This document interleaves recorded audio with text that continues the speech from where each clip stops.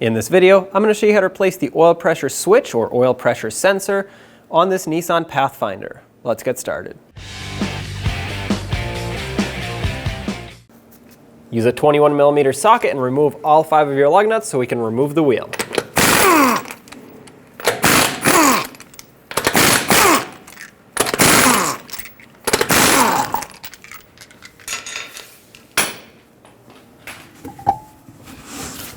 Let's remove 4 push clips to get this splash shield out of the way so we can gain access to everything.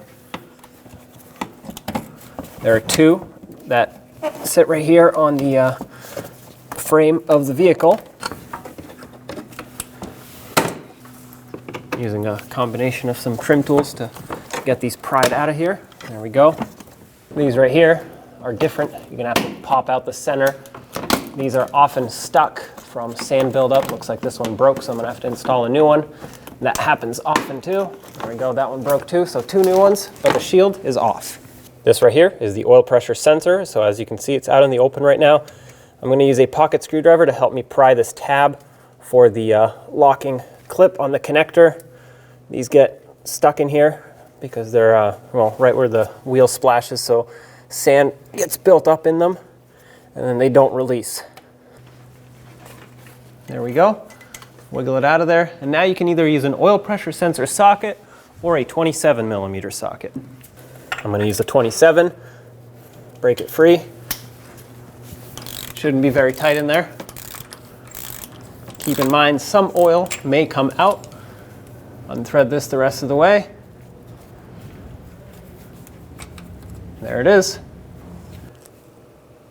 I'm going to use a little bit of thread sealer on the threads of the new oil pressure sensor. You don't need a whole lot. If you have the liquid stuff, make sure you don't get it into the center part there. If you have the tape, just apply it to the threads there. And now I'm going to take this, start it into the hole there. Obviously check and make sure everything is good. Everything is still good. Make sure this doesn't cross thread. It should start smoothly by hand. Might take a little bit of trial and error moving it back and forth. There we go, that's started. So now I'm going to take my socket and snug it up. It should continue threading on nice and smooth. And the torque for this is actually 11 foot-pounds, so I'm going to stop here. I'm going to put a torque wrench on it. It's important that you don't over-tighten this because you don't want to break it inside the engine. If you under-tighten it, you could have an oil leak.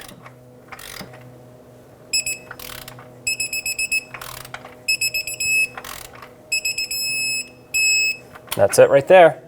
Let's plug it in.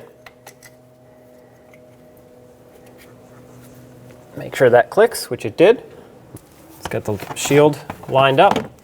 I have the 2 push clips that I can reuse. They did not break here at the top. There's one, and the other. A lot of times these do break, so make sure you have some extra ones on hand. There's one, and second one. There we go, let's put the wheel on. Get the wheel back on.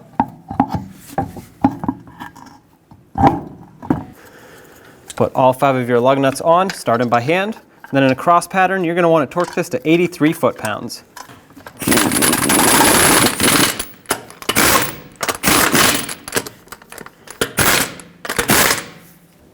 Once again, 83 foot-pounds in a cross pattern.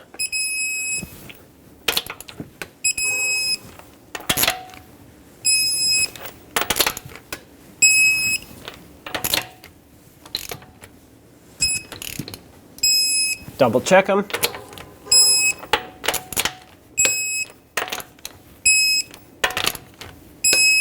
Take it for a road test. When only the best will do, demand TRQ. The only company that lets you view before you do. TRQ is committed to offering the highest quality aftermarket auto parts that are engineered for peace of mind. Thanks for using and viewing with TRQ.